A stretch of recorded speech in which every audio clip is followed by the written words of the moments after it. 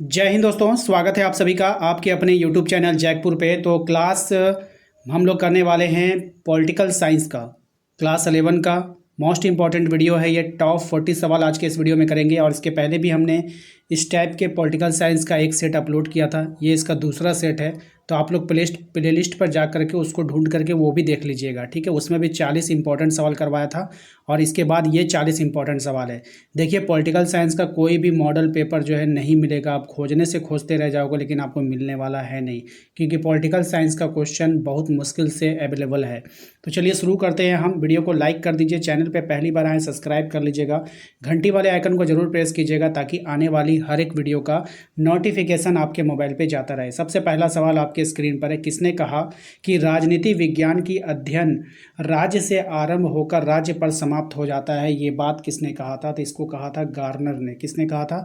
Garner ने कहा था। सिर्फ आपको जानते हैं, अच्छे से खाली सुनना है, ठीक है, ज़्यादा रट्टाफिकेशन करने की जरूरत नहीं है। अरस्तु ने मनुष्य को स्वभाव से कैसा प्राणी बताया है? अरस्तु ने मनुष्य को स्वभाव से जो है कैसा प्राणी बताया है? तो राजनीतिक प्राणी बताया है। तो अरस्तु ने राजनीतिक प्राणी बताया है, इसको ध्यान में रखिएगा। अगले सवाल पे आते हैं, कह रहा है निम्न में से कौन सा राजनीतिक सिद्धांत की विशेषता नहीं है? तो कौन इसमें से राजनीतिक सिद्धांत की विशेषता नहीं होगी? तो मूल्य निर्णय, मूल्य का निर्णय जो है वो राजनीतिक सिद्धांत की विशेषता नहीं है। अगले सवाल पे आते हैं, प्रजातंत्र में सर्वोच्च सत्ता किसे माना जाता है? तो प्रजातंत्र में जो सर्वोच्च सत्ता माना जाता है वो जनता का माना जाता है। ऑप्शन नंबर डी हो जाएगा। नेक्स्ट है, किसे आधुनिक राजनीतिक विज्ञान का पिता कहा गया है? तो किसको कहा गया है भाई? तो ये कहा गया है मैकियावेली को। किसको कहा गया? मैकियावेली को। ऑप्शन नंबर सी हो जाएगा इसका राइट आंसर। अगले सवाल पे आते हैं, प्राचीन युग में राज्य का क्या रूप था? तो प्राचीन युग में राज्य का जो रूप था वो था आपका नगर राज्य। ऑप्शन नंबर ए हो जाएगा। नेक्स्ट आते हैं अगले सवाल पे, सर्वप्रथम किस देश में संवैधानिक शासन की स्थापना हुई थी? तो सर्वप्रथम किस देश में हुआ था? तो कनाडा में संवैधानिक शासन की व्यवस्था हुई थी। अगले सवाल पे आते हैं, हॉब्स को किस रूप में जाना जाता है? तो हॉब्स को जो जाना जाता है वो राजनीतिक दार्शनिक के रूप में जाना जाता है।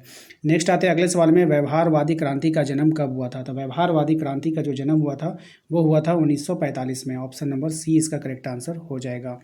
अगले सवाल पे आते हैं, किसने व्यवहारवादी राजनीति को जो है छद्म राजनीति कहा था?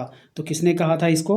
तो ये बात कहा था प्लेटो रसेल ने। किसने कहा था? प्लेटो रसेल ने। याद रखिएगा, ऑप्शन नंबर बी हो जाएगा। अगले सवाल पे आते हैं, किसने politics who gets what when how नामक पुस्तक लिखा था? किसने लिखा था ये पुस्तक को? तो राइट आंसर हो जाएगा इसका option number C, Harold Lasswell ने। याद रखिएगा। क्वेश्चन नंबर आते हैं 12 पे। इसमें कह रहा है कि उत्तर व्यवहारवादी क्रांति का प्रवर्तक कौन है? तो उत्तर व्यवहारवादी जो क्रांति हुआ इसका प्रवर्तक है डेविड स्टर्न। कौन है? डेविड स्टर्न है, ठीक है। क्वेश्चन नंबर आते हैं 13 पे। इसमें कह रहा है पॉलिटिक्स नामक पुस्तक का लेखक कौन है? तो पॉलिटिक्स नामक पुस्तक का जो लेखक है वो है आपका अरस्तु। ऑप्शन नंबर डी हो जाएगा। अगले सवाल पे आते हैं, हिंद स्वराज पुस्तक किसने लिखा था? तो हिंद स्वराज पुस्तक को लिखा है आपका option number B, Mahatma Gandhi ने लिखा है। नेक्स्ट आते हैं अगले सवाल पे, कोई भी संविधान संशोधन बिल किसकी स्वीकृति के बाद ही प्रभावी माना जाता है? तो ये किसकी स्वीकृति के बाद हो जाएगा? राष्ट्रपति की स्वीकृति के बाद। जब राष्ट्रपति साइन कर देगा तब वो कानून बन जाएगा, ठीक है। आइए अगले सवाल पे आते हैं, क्वेश्चन नंबर 16 में, कौन सा संविधान जजों के हाथों का खिलौना होता है? तो कौन सा संविधान जो जजों के हाथों का खिलौना होता है? तो कठोर संविधान। ऐसा इसलिए होता है क्योंकि कठोर संविधान को सिर्फ जज लोग समझ पाते हैं, इसलिए उनके हाथों का ये खिलौना बन के रह जाता है और आम नागरिक जो है उसको समझ नहीं पाता है। अगले सवाल पे आता है, संविधान के रिवाज पदबंध की रचना किसने किया है? तो संविधान के रिवाज पदबंध की जो रचना किया है ए.वी. डायसिंग ने किया है, ठीक है। अगले सवाल पे आते हैं, क्वेश्चन नंबर 18 में कह रहा है कि एक अच्छे संविधान की क्या विशेषता है? तो एक अच्छे संविधान की जो विशेषता है वो हो जाएगा सर्वव्यापकता। ऑप्शन नंबर ए हो जाएगा इसका। नेक्स्ट आते हैं अगले सवाल पे कि भारतीय संविधान का अनुच्छेद 370 जो है वो किससे संबंधित है? तो भारतीय संविधान का अनुच्छेद 370 जम्मू कश्मीर से संबंधित था, अब नहीं है, ठीक है, क्योंकि ये हट चुका है।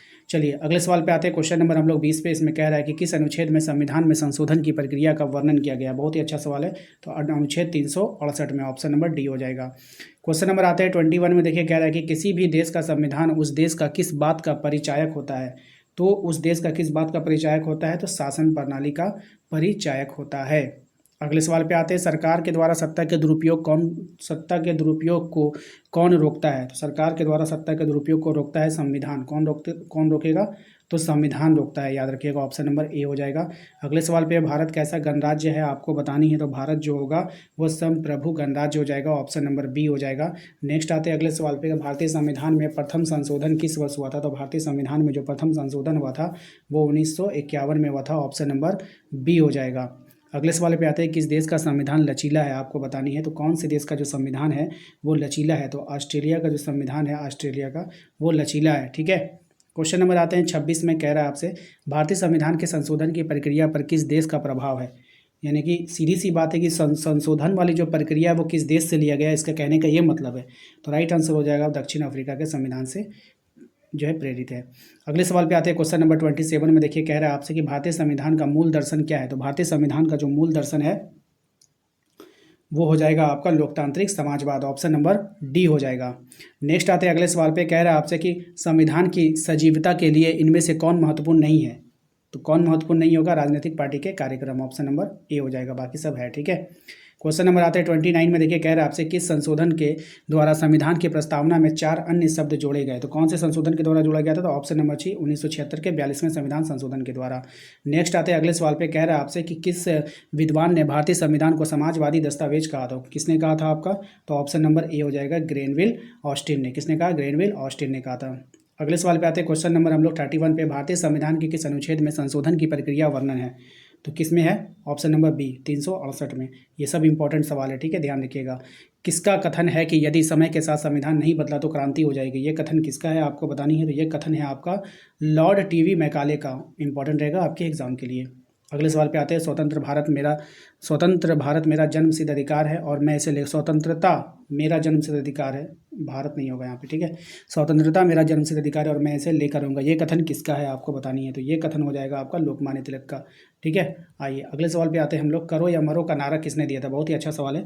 तो करो या मरो का जो नारा दिया था वो महात्मा गांधी ने दिया था। ऑप्शन नंबर सी हो जाएगा।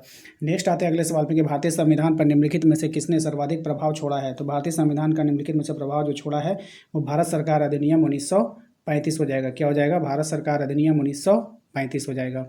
अगले सवाल पे आते हैं कि भारत की संविधान सभा गठित करने का आधार क्या था। तो भारत के संविधान सभा की गठित करने का जो आधार था वो था कैबिनेट मिशन योजना 1946 था। क्वेश्चन नंबर आते हैं हम लोग 37 में। क्वेश्चन नंबर हम लोग जाएंगे 37 में आएंगे। ठीक है। इसमें कह रहा है कि भारतीय संविधान में, तो भारतीय संविधान में क्या है, 350 से अधिक आर्टिकल है।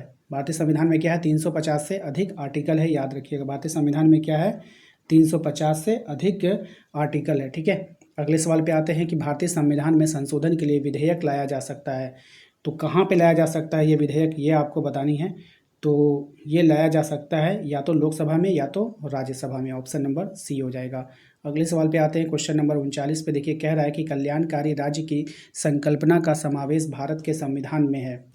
ठीक है, कहाँ में है आपको बतानी है। सही जवाब हो जाएगा इसका ऑप्शन नंबर डी हो जाएगा, राज्य के नीति निर्देशक तत्व में है।